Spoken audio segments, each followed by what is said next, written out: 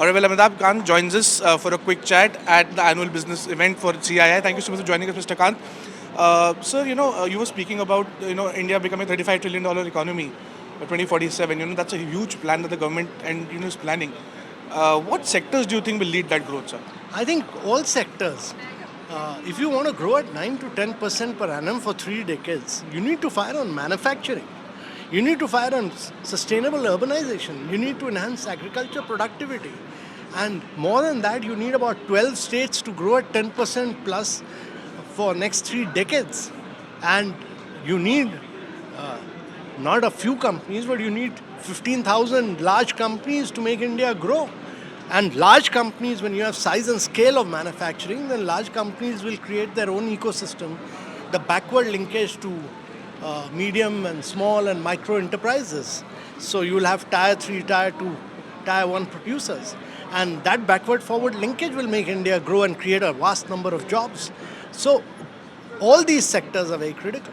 Mr. Kant, also, the Prime Minister also mentioned that, the states need to now gear up and fire cylinders on all aspects.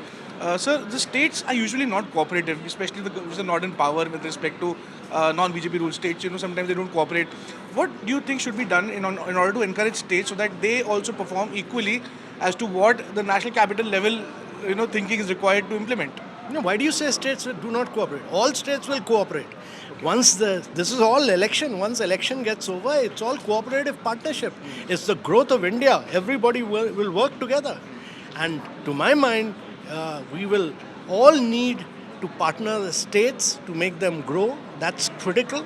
And it's important that several states on the southern, it's not just the southern or the western part of India, the northern part of India, the eastern part of India, all these states need to grow at high rates. They are the mineral-rich part of India. And more than that, I think all these states also need to improve social indices on learning outcomes, health outcomes, nutritional standards. The capacity of governance also needs to improve in a very big way for states to grow for a long period of time.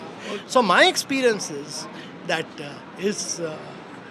as the Prime Minister had emphasized, that once we are in the developmental process, there is all heat and dust of the elections, but once we are in the developmental process, it's all Team India, it's all cooperative federalism, it's all partnership. Last question. Very few people know that when you were a part of the government, you were very deeply and closely involved with the development at Chawar Port as well.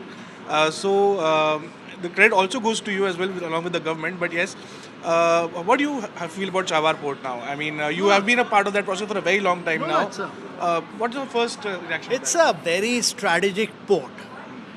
It's very, very important for trade globally and in the region. And it's also strategically very critical for India's growth strategy in the long run. And it's also important to send out the message that India looks after its interest in the region, and it's very critical for trade of India to grow in the long run and to become an integral part of global value chains. Last question, sir. The Prime Minister in our interview to India Today group emphasized and made a remark on wealth creators should be respected. I mean, you have also spoken that startups, wealth creators should be equally given all the respect. What's your remark on that, sir? No, I'm a great believer in growth story of India. Only when we grow can we redistribute. If we do not grow, we can't be distributing poverty. We need to grow at 9 to 10%, and that's why it's not a few companies. We need 15,000 companies to be large scale. And when they grow large scale, we'll create medium, small enterprises, because medium, small enterprises will supply to the large companies. There's a backward, forward integration. And that's why it's very important that we become a nation of wealth creators. We should respect and regard wealth creators in this country.